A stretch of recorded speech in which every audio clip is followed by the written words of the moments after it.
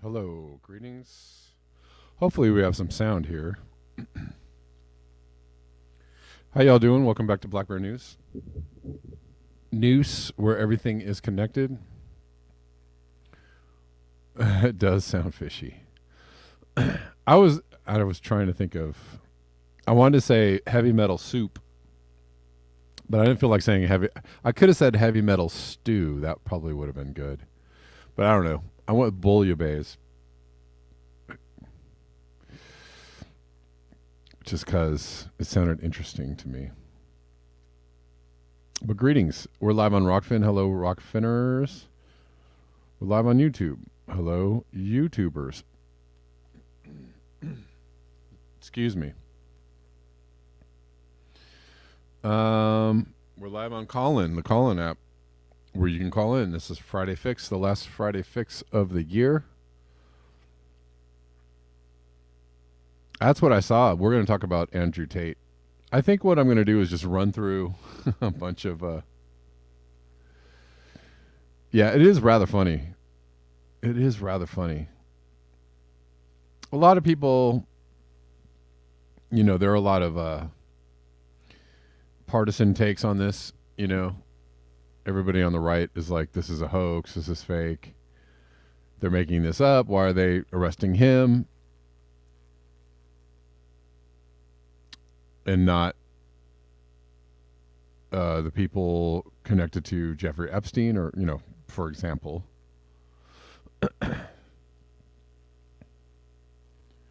I don't know. Maybe Romania feels differently about arresting people, right? You're talking about the U.S. or other government entities. Maybe Romania has just a different take on how they, you know, how hard they want to come down on this kind of stuff. Who knows? It is a funny story, though. On some levels, to me, it's funny.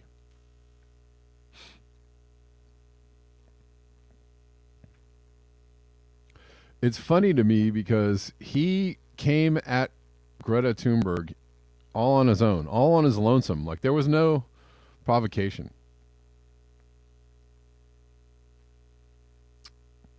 Wendy DeLeese says, governments really hate to lose tax money due to money laundering. A lot of people think the Romanian government didn't care much about the human trafficking, but was really bothered about the money laundering. Maybe so. Good. I'll go with that theory. I'll take that theory as having some legitimacy. Yeah, it's just funny because he just came at Greta Thunberg all out of the blue. and then she like blew him down.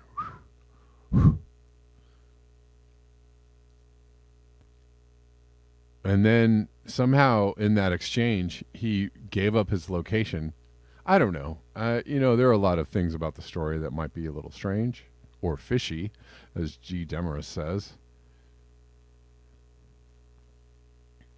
But apparently that's the story, is that he gave himself up in this exchange with Greta Thunberg, which is funny.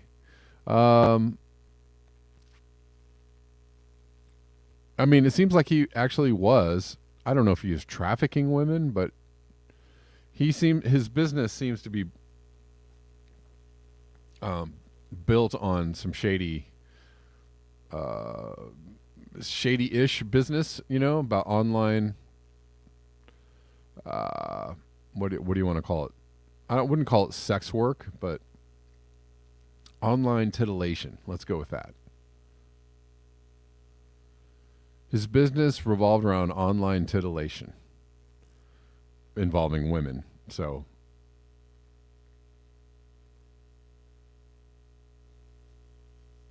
I didn't see the pizza box tweet. No, I didn't see that. Kevin Shanholzer. She is funny. That's the thing. She's actually quite quick-witted. It's what, a whole slop of people.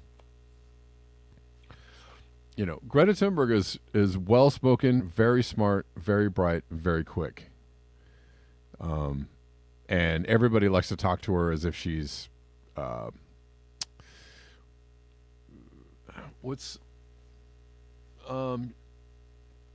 if she's got some kind of learning disability. As if she's like an Asperger's kind of person, or she's got some, she's very intelligent. She's quite intelligent. She's well-spoken. But everybody thinks she's dumb and she's controlled and blah, blah, blah. It's just like, I don't know. That's just that's a psyop in itself, just because everybody just believes what they're told about this. Again, if you have some interest in a story or about somebody who is interesting to you, or, good thing to do is go to the source. Go to the source. Listen to what that person says. See what they're all about. Take in everything about them.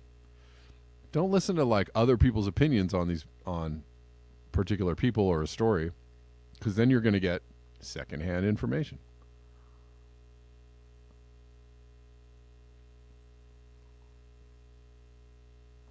Anyways, that was an interesting story, and I guess he's out on bail.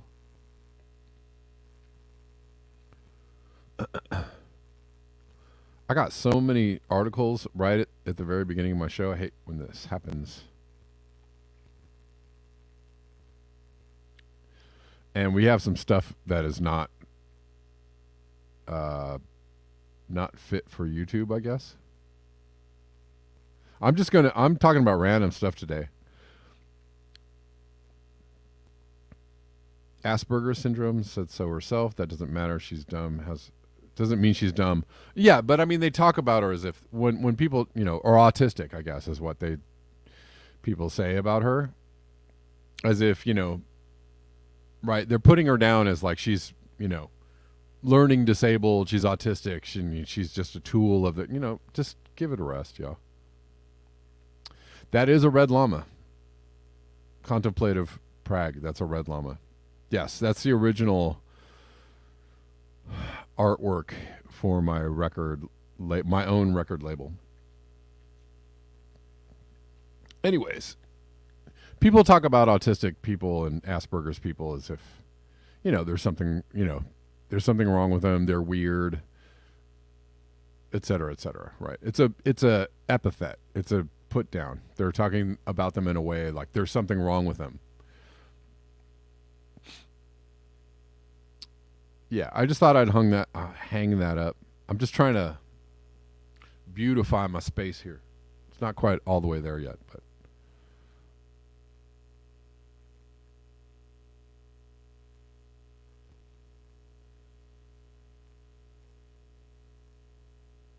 I don't know. If you have the tweet, the Greta's Pizza Box tweet, I'd love to see it.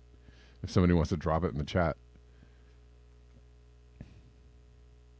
Oh, another thing they were saying was that, he went after Greta and somehow the forces got him because I don't know about that one either. That's a stretch.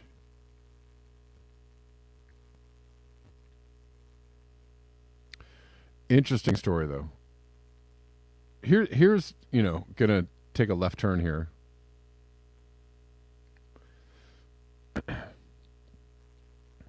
So, oh wait, hold on. Somebody was saying police on Friday arrested 28-year-old Brian Christopher Kohlberger in connection with November deaths of 4 University of Idaho students. Is that what this chase was about? Hold on one second. I got I have a tweet about a massive show of force like crazy show of force chasing one guy, right? And it's a massive waste of energy, right? I don't know if this is the same story. Is it the same story?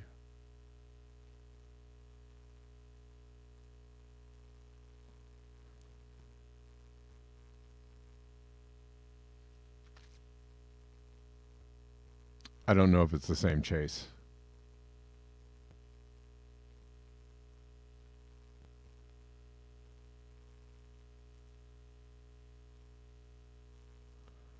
Um,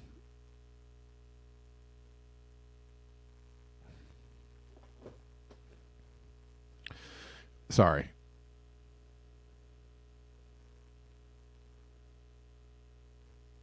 Anyways, I'm going to show this chase. Anybody want to tell me what this chase is from?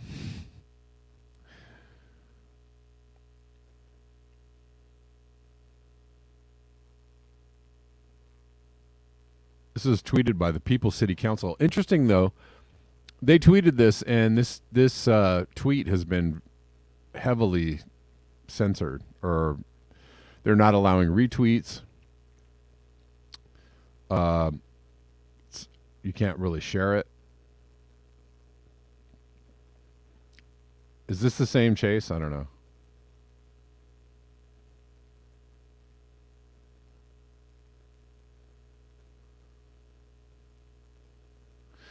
Anyways, what the People's City Council was saying is like, how much manpower do you need for one guy in a truck? I mean, that is insane. What is the necessity of that? And somebody just said you need like 2 cars and a helicopter to take this guy out. Like, you really don't need.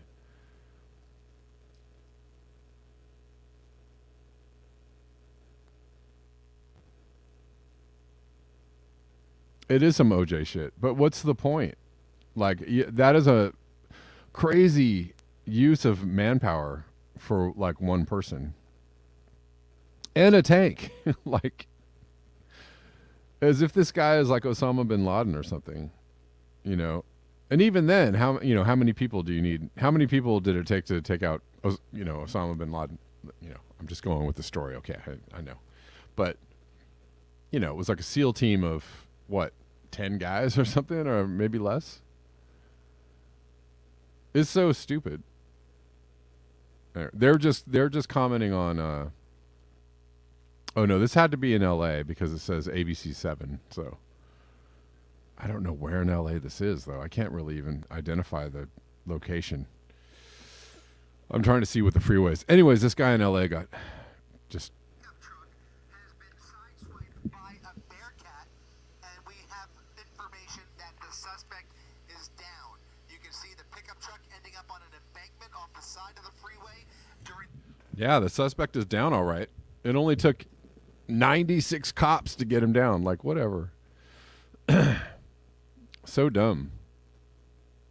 But that's how cops roll these days. It's just like way over the top. Oh, Kevin Shanholzer says it was in reference to Andrew Tate's location given away by Pizza Box Delivery. Yeah.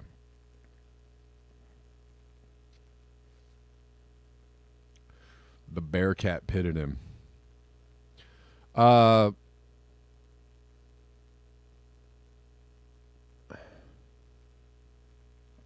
There's so much news. There's so much going on right now. I don't know. I had. Oh, here we go. I guess it's here. Is this it? Greta Thunberg trolls Andrew Tate following arrest. Okay, so here we go. I'm just covering a bunch of different stuff today. I'm just kind of going through as many stories as I can. Oh, didn't he say something? I'm not even going to recycle whatever the boxes. And Thunberg says this is what happens when you don't recycle your pizza boxes. That's funny. That's funny. That's funny. This is what happens when you don't recycle your pizza boxes. Hardy har. But anyways, this other guy, Brian Kohlberger, was arrested for the suspected of murdering 4 students. Yikes.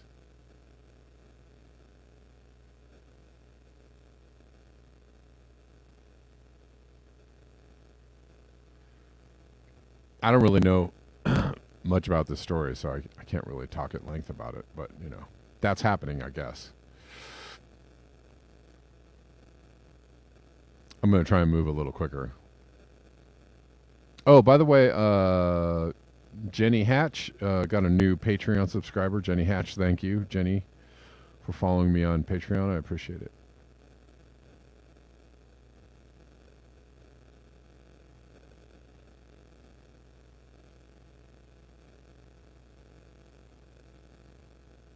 Okay. I guess I can talk about this on YouTube, but Poppy, you tweeted this at me a couple days ago about the story about the mirror on the moon. I honestly have to say it doesn't really prove anything. It's not much of a. It doesn't prove that the moon landing actually happened. I don't know. Not to me, anyways. Again, I guess you have to take this story at face value. But it says, Neil Armstrong and Buzz Aldrin left a mirror on the moon so astronomers could fire lasers at it for 40 years. How do we know they actually did that? I find this story to be actually strange because when I went to look at it, the story is like 13 years old. And it says after 40 years, they're going to stop shooting lasers at the moon. And I was like, how do we even know this was happening other than the fact that they said it was happening?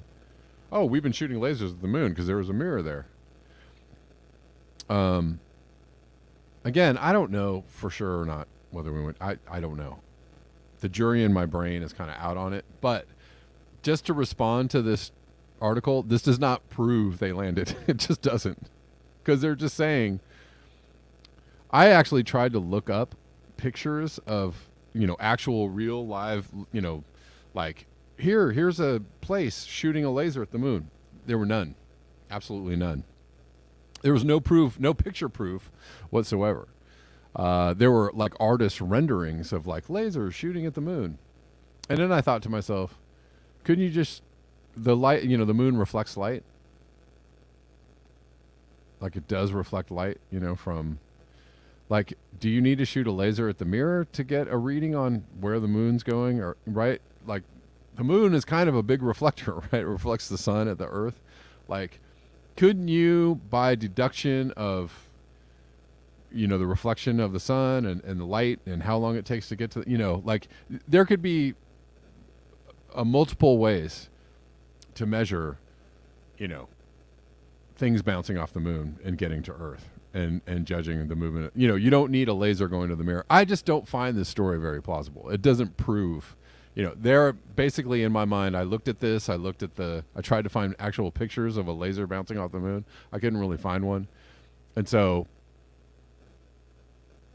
they're just saying this happened. And until I have, more concrete proof that this actually happened, I'm going to say, I still don't know. I still don't think that proves they landed on the moon. But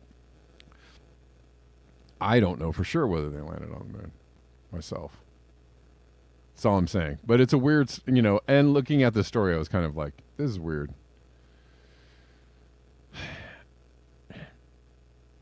And they said, we're going to shut it down. 13 years ago, they're like, it's over. That mirror has degraded over 40 years. Like, could they just had made the story up to say like, oh, they really did land on the moon. There's a mirror there. We've been shooting lasers off it. Like, I don't know. You could say anything about anything. I just need more evidence that it actually was happening.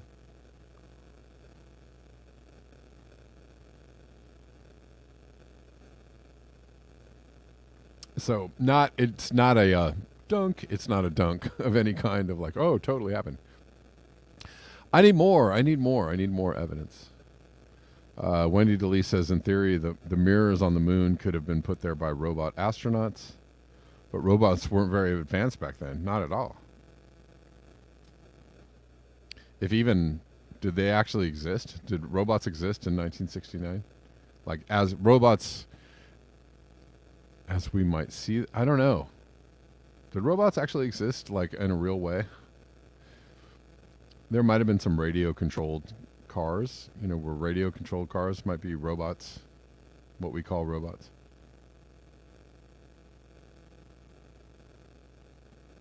D-Truth says NASA guy said we haven't got the tech to go to the moon now. I don't know. I think the jury is out. I'm not sure either way. I don't think that's a slam dunk. Like we totally did or we totally didn't. I'm not sure. I want to see more concrete proof. One way or the other. Well, either way. I'm open. I'm open to stories about it, theories about it. Okay, that was a random side trip there.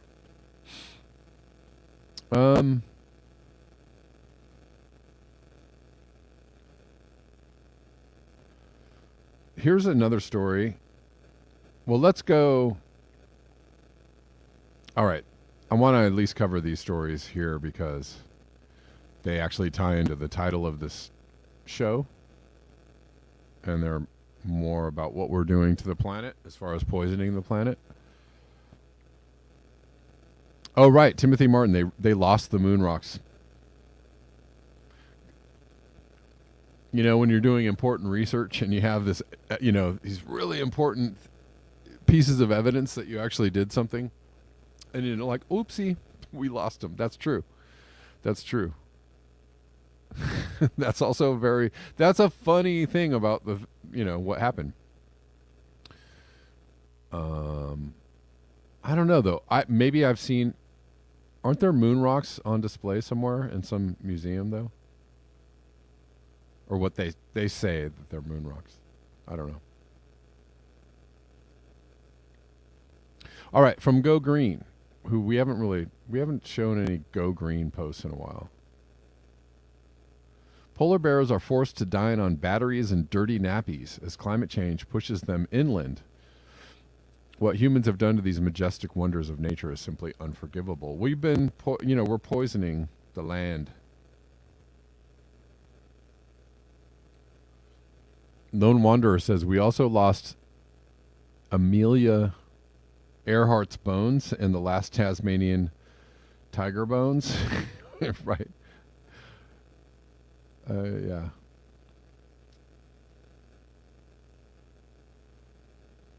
Polar bear is forced to dine on batteries and dirty nappies. So, polar bear sightings are increasing at Arctic landfills around the world. So are Arctic landfills. I bet that Arctic landfills are increasing around the world.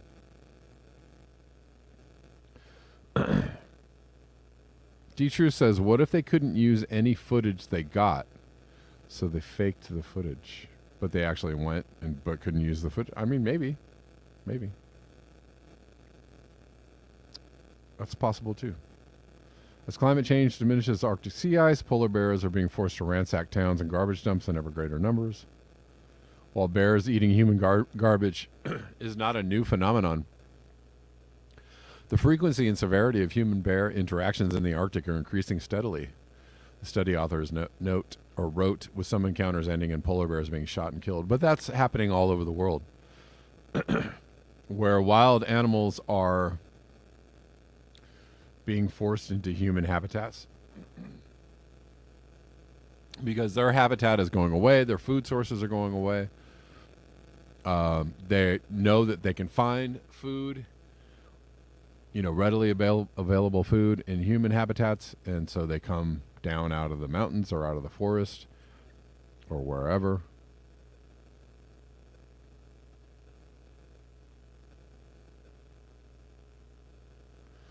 Obsolete Optics says, I've been to Kennedy Space Center in Cape Canaveral. The moon rock they have there on display is a mock-up. Kamashwari Kate says, the footage matches a certain terrain in Joshua Tree Park along the eastern side that is rarely used. Okay. I didn't know that.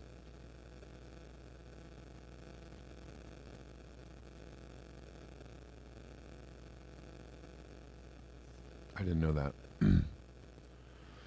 Maybe there's so many theories about it.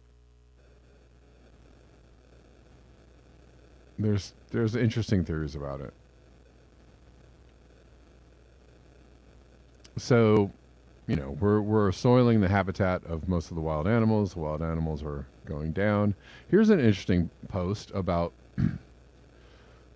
heavy metals and lead in chocolate from Dirtbag Leftist. I'm glad I clicked on this. I use the Lily's brand chips. This lawsuit mentions brands like Lily's that I didn't even realize Hershey owned. I had no idea they bought Lily's last year. So this is a screenshot.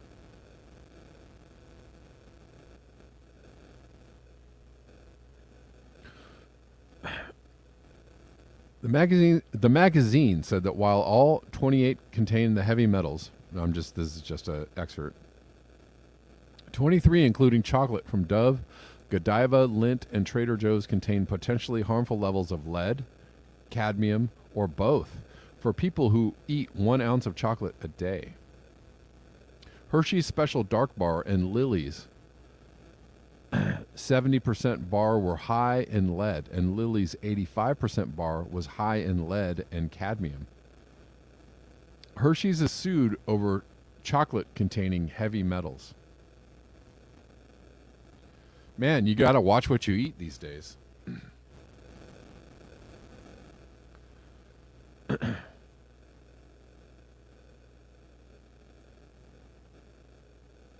You got to watch what you eat, even your chocolate. Hershey sued over chocolate containing heavy metals.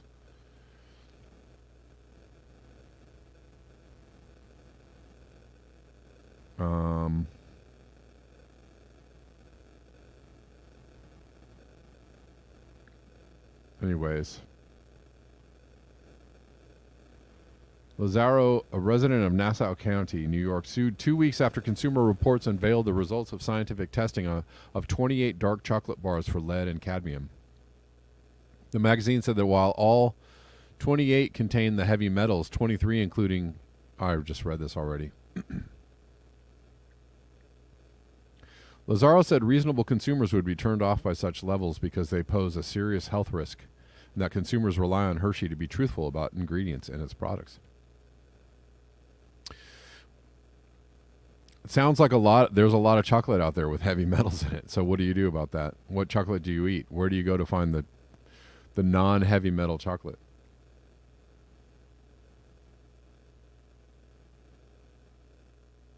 Lead will make you crazy. That's true.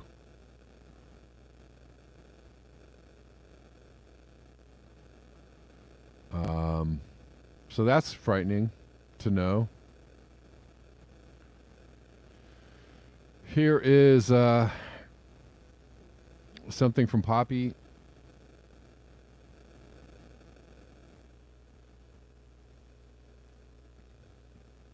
About sperm counts. We've been talking a lot about lowering fertility around the world and sperm counts. Yes, Timothy Martin, I'm actually going to talk about that. The releasing of water from Fukushima. That's my next story. That's why I'm talking about heavy metal bouillabaisse. We're swimming in it. You're soaking in it. Is this dish soap? You are soaking in it. You're soaking in heavy metals and endocrine disruptors and glyphosate and microplastics. You are soaking in it. You're swimming in it. You're living in it. You're rolling in it. Enjoy. Sperm counts worldwide are falling even faster than we thought. Sperm counts worldwide, oh my God, have halved over the past 5 decades. I feel like I read this article like once a week. I read something about lowering fertility rates. Due to what? We can only guess. The pace of the decline has more than doubled since the turn of the century, new research shows. The international team behind it says the data is alarming and points to a fertility crisis threatening the survival of humanity. Well, gosh. Some people might actually cheer this news on, and other people are like, oh my God. It's a depopulation agenda. All the heavy metal we're swimming in, it's a depopulation agenda. Somebody cooked this stuff up. Special for us. It was a special chef.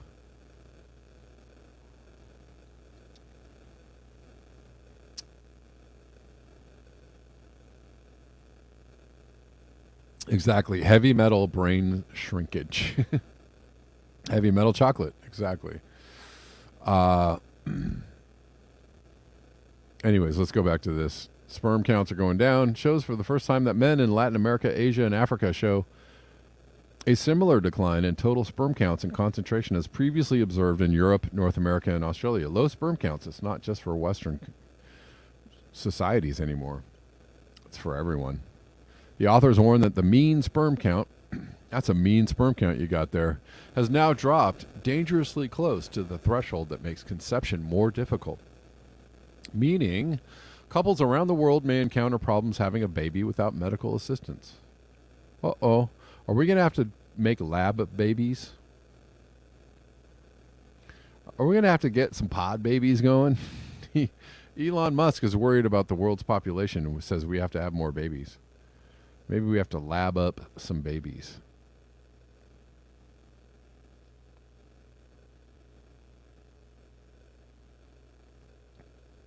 Anyways, the findings published on Tuesday in the journal Human Reproduction Update serve as a canary in the coal mine, says Professor Haggai Levine, the study's lead author from the Hebrew University of Jerusalem's Hadassah Braun School of Public Health.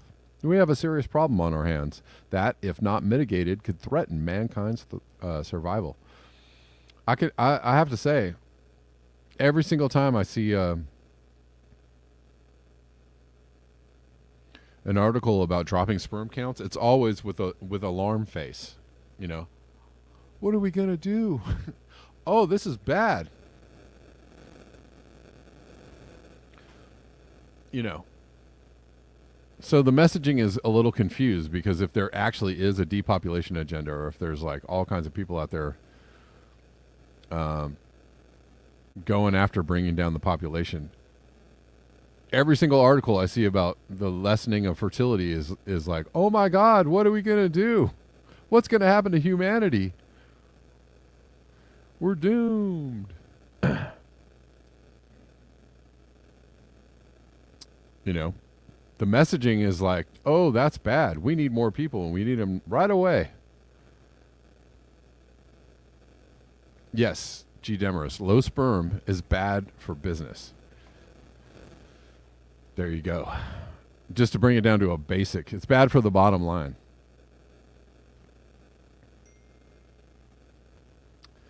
Bad for the bottom line.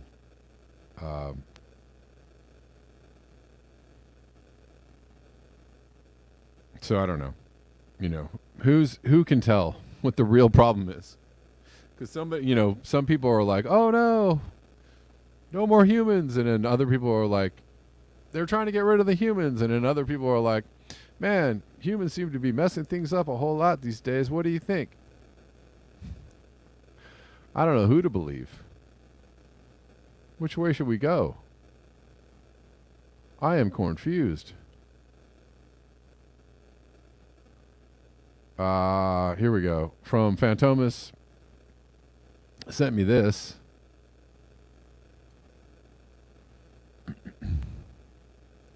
So Japan is going to release Fukushima wastewater.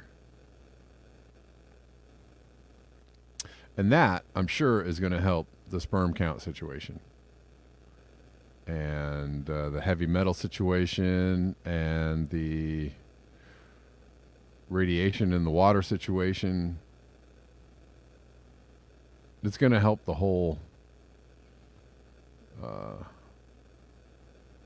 enchilada, as they call it. In the Pacific, outcry over Japan's plan to release Fukushima wastewater. This is from today. Today. Every day at the Fukushima Daiichi nuclear plant, Japan officials flush over 100 tons of water through its corroded reactors to keep them cool after the calamitous meltdown of 2011. Man, that is a long time ago now. And it's every day for 13 years or 12 years. I can't count. Then the highly radioactive water is pumped into hundreds of white and blue storage tanks that form a maze-like array around the plant.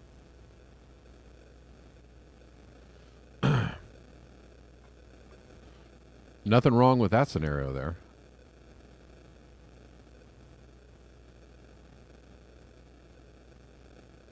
It probably is still leaking, yes.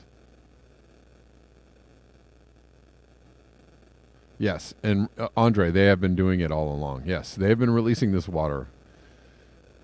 You know, this is not new news. This is not a new story. This is not like, you know. But what could go wrong? I'm sure that there are no there are no side effects or bad outcomes from doing this for 12 years straight, right? Nothing could, happen. Radiation is totally fine. Nuclear energy is totally fine, right? There's nothing wrong with it. That's just, it's just a lot of bad press.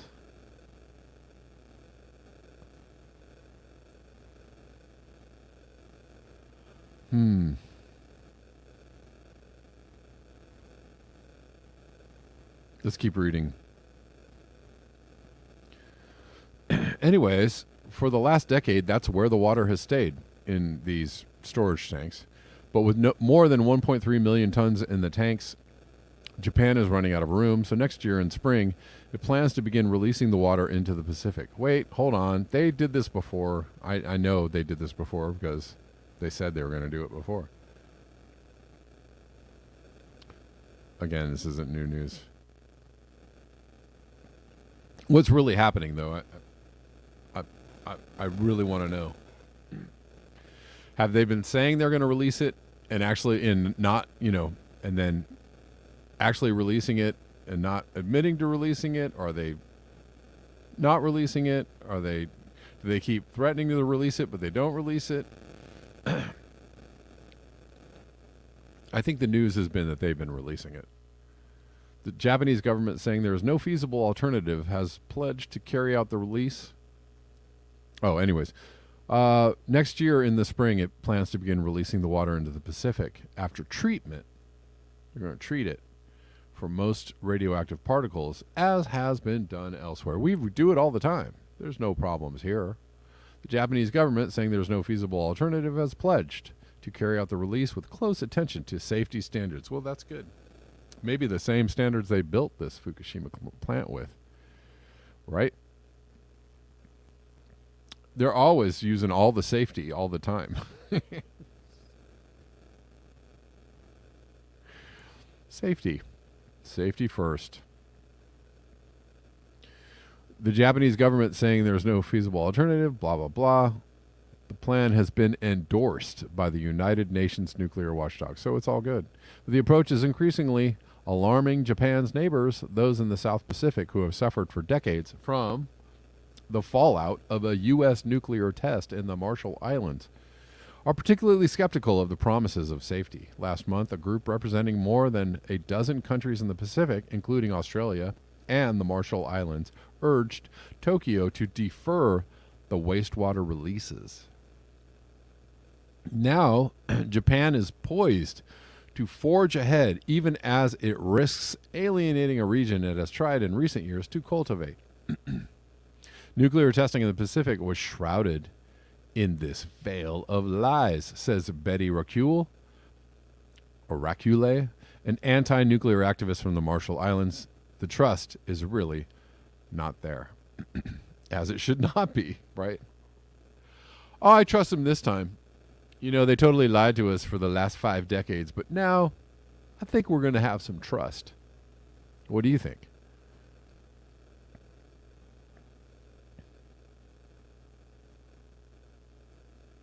I think that's great. I think it's nice that we can build some trust after all this time lying. Much of the mistrust is rooted in the unlikeliest of events. In 1954, snow fell on the tropical atoll of Rongelap. Residents of the reef and the Marshall Islands had never seen such a thing. Children played in it, some ate it. 2 days later, U.S. soldiers arrived to tell them that the snow, wait for it, was actually fallout from America's largest nuclear test. Oh, God.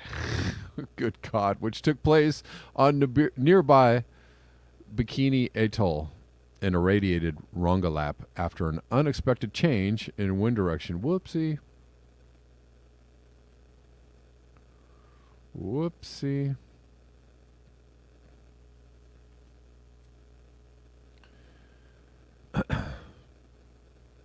People of the Marshall Islands were not the only ones affected. Oh, hold on.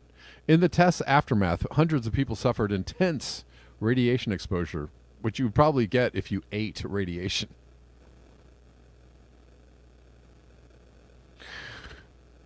Who would have thought that could happen? Leading to skin burns and pregnancy complications. Decades later, people of the Marshall Islands still feel its impact through forced relocations, lost land, and heightened cancer rates. You feel this deep sorrow, Ms. Rakul said. Why were we not good enough to be treated like human beings? A really excellent question. The people of the Marshall Islands were not the only ones affected. 23 Japanese fishermen were sailing near Rongelap. At the time, all suffered intense radiation sickness, and one died 6 months later as a result. But there are people out there with solid ideas on how nuclear power is the way of the future. It's totally not even a thing. Those concerns are overblown. Don't worry about it.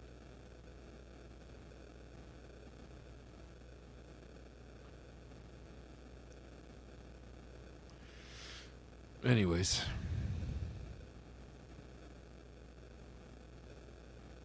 So, to soothe Pacific concerns, Japanese authorities emphasize that their analysis shows that the wastewater plan is safe, the plan to clean the wastewater. Almost all radioactive particles will be removed from the wastewater before it is released, except for a hydrogen isotope called tritium. The Japanese experts and others say poses a relatively low health risk. I believe you. It's fine. By diluting the tritium water mixture with regular seawater, the level of radioactivity can be reduced to safe levels comparable to those associated with radiation from granite rocks, bore water, medical imaging, airline travel, and certain types of food. Yeah. Well, so I'm sure it's fine. I'm sure it's going to be A-okay.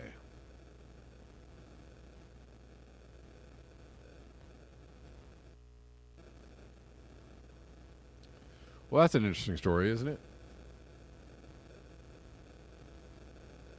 I feel like we're all going to be fine. All right.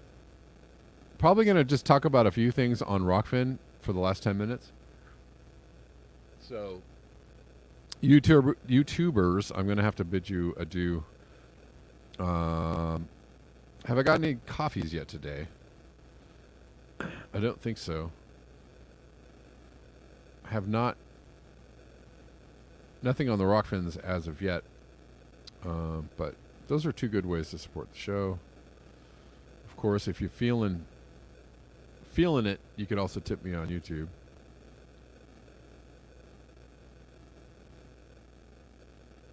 But all right, we're gonna do 10 more minutes on Rockfin. So YouTubers, see you later. Oh, hey, I don't know. This weekend is going to be a little weird because it's New Year's Eve and it's New Year's Eve again. Yes, my mic is buzzing. I know. I can hear it. It's actually doing a different kind of buzz. I'm not sure what's going on. Anyways.